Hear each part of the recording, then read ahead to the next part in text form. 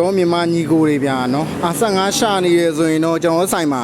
ဒီတစည်းကတော့ promotion ချထားတယ်ဗျာနော်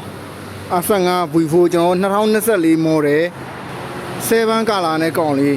ဒီကောင်လေးကကျွန်တော်ပါကင်ပဲဗျာနော် model ချတာလေးပဲတစ်ခုပဲရှိတယ်ဗျာနော်အဲ့တော့ကျွန်တော်တို့အဆက်ငါ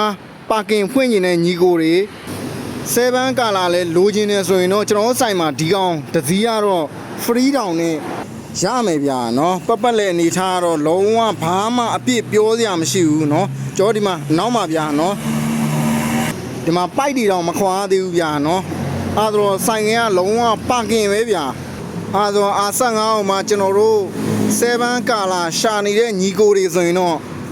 ကျော်ဒီလီယန်ယွန်းဆိုတဲ့ဆိုင်မှာဒီကောင်တစ်စီးကတော့ promotion ချပေးနေတယ်ဗျာနော်အဲ့တော့အလဲထက်အရေးကြလှုပ်ရှင်တဲ့ညီကိုတွေလည်းကျွန်တော်ဆိုင်မှာအာ15တစ်စီးကတော့7 color ဒီကောင်တစ်စီးရှိအောင်ပဲဗျာနော်စိတ်ဝင်စားတဲ့ညီကိုတွေဦးတဲ့သူကတော့ရမယ်ဗျာနော်ကျွန်တော်တို့ဒီ Aero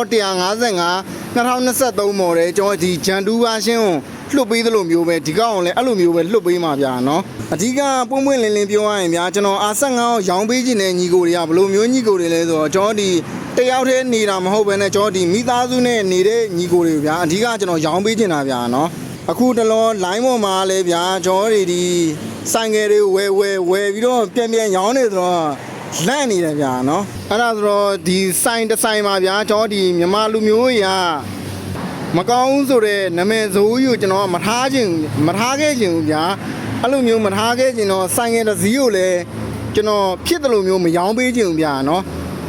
အတက်နိုင်ဆုံးတော့တစ်လားကိုတစ်စီးလောက်တော့ကျွန်တော် promotion အနေနဲ့ free down လွတ်ပေးခြင်းနဲ့